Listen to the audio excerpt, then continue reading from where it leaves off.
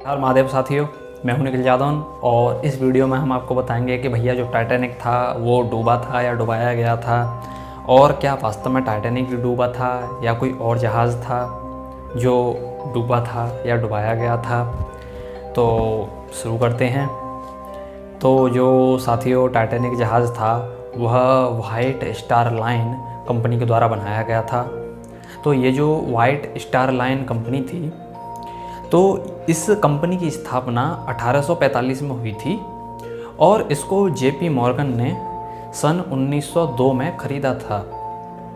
और 1902 में ख़रीदा जाने के बाद इस कंपनी के द्वारा टाइटैनिक को बनाया गया था। और उसी के जैसा एक और जहाज़ था ओलंपिक, जो बिल्कुल टाइटैनिक जैसा दिखता था, उसको भी बनाया गया था। और एक तीसरा जहाज़ था ब्रिटानिक नाम का, तो उसको भी वाइट स्टार लाइन कंपनी ने ही बनाया था। तो वाइट स्टार लाइन कंपनी जब जेपी मॉर्गन के हाथ में आई 1902 में, तो उस समय वाइट स्टार लाइन कंपनी के पास 3 जहाज़ हो गए थे, जिसमें से टाइटैनिक और ओलंपिक जो थे वो बिल्कुल एक जैसे दिखते थे। तो भाई फिर हुआ यूँ कि जब टाइटैनिक के जब कूच करने की मतलब जब स्थिति आई, जब समय आया 1912 अप्रैल 14 को यह जहाज़ रवाना हुआ था सुबह। तो इससे कुछ दिन पहले क्या था कि इसमें कुछ काम रह गया था टाइटैनिक में होने के लिए, जो पूरा नहीं हो पाया था। और उसी समय क्या हुआ था, जब टाइटैनिक में काम चल रहा था, तो जो ओलंपिक जहाज़ है जो टाइटैनिक जैसा ही दिखता था बिल्कुल डुप्लीकेट, उसको सिस्टर जहाज़ कहते थे, सिस्टर शिप टाइटैनिक का। तो जो ओलंपिक था उसमें क्या हुआ था कि वो कहीं टकरा गया था, उसका एक्सीडेंट हो गया था, तो उसमें भी जो है रिपेयरिंग का काम चल रहा था। अब बात ये थी कि जो वाइट स्टार लाइन कंपनी है उसके पास जो मज़दूर थे, काम करने वाले लोग, वो लिमिटेड थे कि या तो वो जो टाइम है टाइटैनिक का कूच करने का, रवाना होने का, उस समय में या तो वो उसको टाइटैनिक को बना लें जिसका पहले से लोगों ने टिकट बुक करा रखा था, और या फिर जो ओलंपिक है उसकी मरम्मत कर लें, क्योंकि भैया उससे भी बहुत सारे जो काम है वो रुके हुए थे। तो वाइट स्टार लाइन कंपनी ने टाइटैनिक को रोक देती तो नुकसान होता, और ओलंपिक की जो मरम्मत है उसको नहीं करती तो नुकसान होता। तो जो जेपी मॉर्गन था वो बहुत ही चालाक था, उसके पास जो है उसके पास मतलब पीछे से एक हल्ला आ रहा था, फोर्स आ रहा था, ROTHSCHILD और ROCKEFELLER फैमिलीज़ के द्वारा कि भाई हमें फेडरल रिज़र्व बैंक बनाना है। और भाई कई सालों से तो क्या था कि फेडरल रिज़र्व बैंक बनाने के विरोध में कुछ लोग थे, 3 लोग, उनके बारे में हम अभी आपको आगे बताते हैं। तो हुआ यूँ कि जेपी मॉर्गन ने एक चाल चली कि दोनों जहाज़ देखने में तो एक जैसे थे, लेकिन जो टाइटैनिक था, तो क्या हुआ कि टाइटैनिक में थी जो खिड़कियाँ होती हैं, कमरे होते हैं, तो उसमें 14 खिड़कियाँ थीं और ओलंपिक में थी 16 खिड़कियाँ। तो ये एक मामूली सा डिफरेंस है, तो कोई आदमी खिड़कियाँ तो गिन नहीं रहा, बाकी जो डिज़ाइन थी वो सब एक जैसी थी, कुछ चीज़ें अलग थीं, क्योंकि लोगों ने तो जहाज़ को देखा ही नहीं था ना, टाइटैनिक पहली बार चल रहा था कि भाई कैसा बनेगा। तो हुआ ये कि जो टाइटैनिक था उसमें जो काम हो गया था और कुछ बचा था, तो उसमें जो कारपेट बिछाया गया था टाइटैनिक में, और जो ओलंपिक था उसमें लकड़ी का फर्श था, नीचे लकड़ी, उस पर कोई कारपेट नहीं था। तो उसमें क्या किया गया कि उसका कारपेट वहाँ लगाया गया। कुछ नई चीज़ें थी टाइटैनिक में, जो नई साज सजावट थी वो ओलंपिक में जल्दी जल्दी करवा दी गई कुछ दिन पहले ही, हफ्ता 2 हफ्ते में, 3 हफ्ते में, कि भाई इसी को जो है बदल देते हैं। ये जेपी मॉर्गन की चाल थी। और फिर उसके साथ ही जो बोर्ड थे दोनों के कि भैया ये टाइटैनिक है, ओलंपिक है, तो दोनों के जो बोर्ड थे वो ऐसे बदल दिए गए। तो अब क्या हुआ, ट्विस्ट ये आया कि टाइटैनिक तो बन गया ओलंपिक और ओलंपिक बन गया टाइटैनिक, ठीक है ना। तो अब जो हमारा ओलंपिक जहाज़ है वो टाइटैनिक बन चुका है, अब लोग उसमें यात्रा करेंगे, ठीक है, और वो पुराना भी है और उसका इंश्योरेंस भी जेपी मॉर्गन ने करवा रखा था। और जेपी मॉर्गन जो था वो भी उस जहाज़ में यात्रा करने के लिए जाने वाला था, लेकिन उसको 2 दिन पहले बुखार आ गया, सो कॉल्ड बुखार आ गया, तथाकथित बुखार। और हुआ ये कि वो 2 दिन बाद जो है जब जहाज़ निकल गया, उसके 2 दिन बाद वो रात में डूब गया, और 2 दिन बाद जो है जेपी मॉर्गन फ्रांस में मज़े कर रहा था। तो अब जहाज़ कैसे डूबा, क्या हुआ कि भैया जहाज़ में सामान लाद दिया गया, जावा जहाज़ जो है अब 14 अप्रैल 1912 की सुबह रवाना होने को तैयार था। तो 1 घंटा पहले रवाना होने से जेपी मॉर्गन को याद आया कि भैया जो ओलंपिक जहाज़ को उसने टाइटैनिक बना दिया है, उसमें कुछ जो साज सजावट के लिए जो कीमती जो मूर्तियाँ रखी होती हैं लाखों करोड़ों की, वो तो रह गई हैं। तो वो चुपचाप से जो है मज़दूरों से वो निकलवाई उसने। अब वो क्यों निकलवाई, उसको कैसे पता था कि भाई ये डूबने वाला है, ठीक है ना। तो हुआ ये कि अब भैया जहाज़ चल दिया, रात को समुद्र में पहुंचा, आधी रात को फुल स्पीड पे, जो कि नियमों के खिलाफ है, क्योंकि आधी रात को फुल स्पीड नहीं होनी चाहिए। जब लोग सो रहे होते हैं, उसका जो चलाने वाला होता है, देख रेख करने वाले होते हैं, वो भी आराम कर रहे होते हैं, तो स्पीड कम होनी चाहिए। तो पहली गलती यहाँ पर ये रही कि भाई उसकी जो स्पीड थी वो एकदम फुल थी। तो जैसे ही उसमें जो सिग्नल आते हैं जहाँ से कंट्रोल किया जाता है, और जो आगे जो भी होता है, तो रेडियो सिग्नल जो आते हैं, तो कुछ सिग्नल ऐसे थे जो जानबूझ के मिस किए गए या मिस करवाए गए। और उस जहाज़ में जो सेफ्टी बोट होती हैं, लाइफ बोट, वो कुछ कम भी रखी गई, ये भी बात है। और इसके साथ ही जो आपका जब जहाज़ फुल स्पीड में था और एक आदमी ने देखा कि भैया आगे तो एक बहुत बड़ा बर्फ़ का टुकड़ा है, आइसबर्ग है, तो उसने खबर दी लोगों को। और फिर उसमें क्या हुआ कि भाई सब लोग उसकी स्पीड कम कर रहे हैं और फिर उसका डायरेक्शन बदल रहे हैं। ऐसे जो स्टीयरिंग है वो ऐसे घुमाया जा रहा है कि उसका जो डायरेक्शन है पानी के फ्लो से, मतलब इधर से ऐसे करके तो ऐसे हो जाए, थोड़ा सा तो घूम जाए जहाज़ बर्फ़ से बचने के लिए। तो इस प्रकार से जब जहाज़ था फुल स्पीड में होने की वजह से, इनर्शिया, जड़त्व की वजह से वो भागता रहा और आखिरकार वो टकरा ही गया। लेकिन टकराने के बाद भी वो चलता रहा, और ऐसा बताते हैं कि वो कुछ घंटे, ऐसे 2-3 घंटे में बाद में डूबा था। तो तब तक वो चलता रहा। तो जो लोग थे, जो जेबी मॉर्गन के ही आदमी थे, वो तो लाइफ बोट लेकर कूद गए थे। कुछ वैसे लोग थे जो कम लाइफ बोट बची थी, अब उसमें जो बचे कुछ लोग थे वो कूद गए थे। तो इस जहाज़ में वो 3 लोग भी यात्रा कर रहे थे। ये जहाज़ इंग्लैंड से और न्यूयॉर्क की तरफ आ रहा था। तो इसमें वो 3 लोग भी थे जो फेडरल रिजर्व बैंक को बनने नहीं देना चाह रहे थे। तो वो जो 3 लोग थे वह दुनिया के बड़े बड़े अमीर लोगों में से एक थे, बहुत बड़े बड़े लोगों में से एक थे।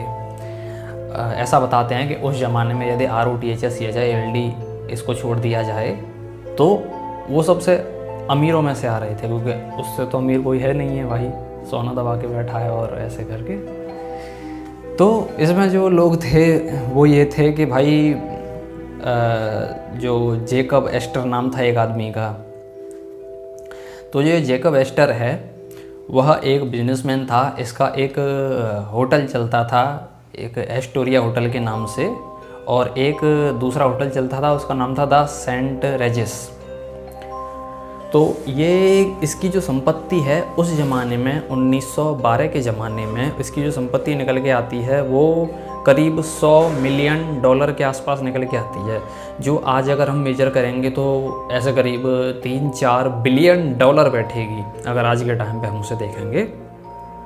तो ये जो था जेकब एस्टर, ये अपनी दूसरी पत्नी, जिससे इसने 1910 में, लगभग 1910 के आसपास विवाह किया था, और 1909-10 में ही पहली पत्नी से तलाक हुआ था। तो इसकी जो दूसरी पत्नी थी वो इससे 28 साल छोटी थी, यानी कि वो सिर्फ 18 साल की थी जब विवाह हुआ था। और 1912 में जब ये लोग यात्रा कर रहे थे टाइटैनिक, सो कॉल्ड टाइटैनिक में, इंग्लैंड से ही ये रवाना हो रहा था और इंग्लैंड में ही था अपनी दूसरी पत्नी के साथ। तो वो समय गर्भवती थी उसकी पत्नी जो थी। तो वो जो पत्नी थी उसका नाम था मैडलीन। तो जब वो गर्भवती थी तो उसके साथ यात्रा कर रहा था और बोला कि भाई अब मैं न्यूयॉर्क में शिफ्ट हो जाता हूँ और वहीं अपना काम धंधा जो है देखूँगा मैं। और इस प्रकार से जो है ये उसमें इस वजह से इसने यात्रा की थी कि भैया हनीमून भी हो जाएगा। और हनीमून के लिए एक तो यही था जेकब एस्टर, एक ये जोड़ा था हनीमून वाला, और इसके साथ ही जो रिकॉर्ड है उसमें 13 और जोड़े थे जो हनीमून के लिए मतलब उसमें सो कॉल्ड टाइटैनिक में यात्रा कर रहे थे, यानी कि ये जो टोटल 14 जोड़े हो गए। तो एक आदमी तो ये था, और इसका जो होटल है इसके अलावा ये रियल एस्टेट का भी बिजनेस करता था, ज़मीन खरीदना बेचना और बिल्डिंग खरीदना बेचना आदि आदि इस प्रकार से। और दूसरा आदमी जो था वो था इसीडर स्ट्रॉस। तो ये एक बिजनेसमैन था और पॉलिटिशियन था, ये 2 काम करता था, और भी बताते हैं कि और भी काम थे, लेकिन ये 2 मेन थे कि बिजनेसमैन था और भैया ये जो है पॉलिटिशियन था। इसकी भी जो टोटल संपत्ति है उस ज़माने में $100 मिलियन के आसपास थी, करीब जेकब एस्टर के बराबरी लगभग। तो आज भी इसकी भी संपत्ति अगर देखेंगे तो $4 बिलियन के आसपास निकल के आती है। तो फिर इसमें जो तीसरा आदमी आता है वो आता है बेंजामिन जजेनहाइम। तो जो बेंजामिन जजेनहाइम था ये माइनिंग का काम किया करता था, इसे माइनिंग का किंग कहते थे ऑफिशियल तौर पे। वैसे अनऑफिशियल तौर पे तो ROTHCHILD था माइनिंग किंग, लेकिन ऑफिशियल तौर पे इसको कहते थे माइनिंग किंग। इतना जो है व्यापार था इसका माइनिंग का, ये जो निकालते हैं धातुएं निकालना, एल्यूमिनियम, लोहा वगैरह इस तरह का। तो इसकी भी जो संपत्ति है लगभग में $100 मिलियन ही है, तो इसकी भी आज के ज़माने में बैठेगी $4 बिलियन। तो इन तीनों की संपत्ति मिला के $12 बिलियन के आसपास बैठ जाती है आज के ज़माने में। तो ये उस ज़माने के रईस लोगों में से एक आते हैं। तो ये तीनों लोग जो थे वो फेडरल रिजर्व सिस्टम के खिलाफ थे, और ये तीनों ही लोग संयोग से सो कॉल्ड टाइटैनिक में यात्रा कर रहे थे। तो भैया फिर हुआ ऐसा कि टाइटैनिक तो उसमें दरार पड़ गई, टकरा गया वो, और धीरे धीरे पानी बनने लगा। 2-2.5 घंटे पानी बढ़ता रहा उसमें, और फिर धीरे धीरे लोग कूदने लगे, और फिर ये लोग भी जो है मतलब मारे गए। फिर उसके बाद हुआ कुछ ऐसा कि ठीक 1 साल बाद 14 अप्रैल की रात 12 बजे 15 अप्रैल लग गया, तो 14-15 अप्रैल 1912 को तो भैया टाइटैनिक सो कॉल्ड टाइटैनिक डूब गया। अब हुआ ऐसा कि ठीक 18 महीने बाद दिसंबर 1913 में 23 तारीख को फेडरल रिजर्व सिस्टम की नींव रखी गई, जिसको पीछे से ROTHCHILD, ROCKFER परिवार बैकअप दे रहे थे। उससे पहले कुछ दिन पहले अमेरिका की संसद में फेडरल रिजर्व एक्ट पास हुआ था, जिसके तहत फेडरल रिजर्व बैंक ही केवल अमेरिका के लिए डॉलर छाप के देगा ज़रूरत पड़ने पे अमेरिका की सरकार को, और अमेरिका सरकार उसको चुकता करने के लिए लोगों पर टैक्स लगाएगी। और अमेरिका की सरकार उस फेडरल रिजर्व एक्ट के चलते ही अपना पैसा नहीं छाप सकती, केवल बैंक छाप के देगा। ये जो है एक्ट संसद में पास हुआ था। तो ये एक्ट आज भी चल रहा है, जब तक ये खारिज नहीं होगा तब तक फेडरल रिजर्व कागज़ के नोट खचाखच छापता रहेगा। और आज इस समय मैं यहाँ पे हूँ, इस समय नवंबर 2020 में जो एक वीडियो बन रहा है, तो इस समय अमेरिका के ऊपर $26 ट्रिलियन का कर्ज है, जो अमेरिका के लोग कभी जीवन में, कभी पूरी ज़िंदगी में कुछ भी कर लें नहीं उतार सकते।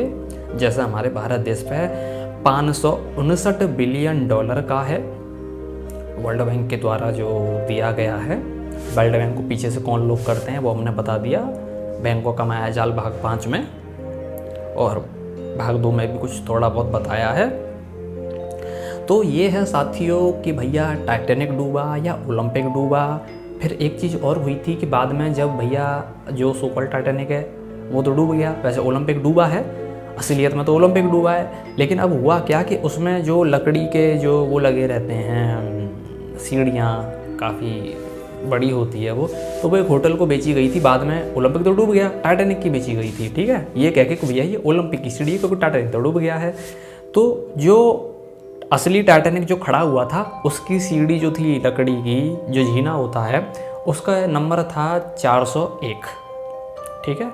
और जो असली ओलंपिक था वास्तव में जो डूब गया, उसकी सीढ़ी का नंबर था 400, ठीक है ना, ऑफिशियल रिकॉर्ड्स में। लेकिन जब 401 नंबर की सीढ़ी एक होटल में बेची गई तो होटल वाले को यार ये हुआ कि भैया टाइटैनिक तो डूब गया है, तो ये टाइटैनिक की सीढ़ी ओलंपिक में कैसे आ गई।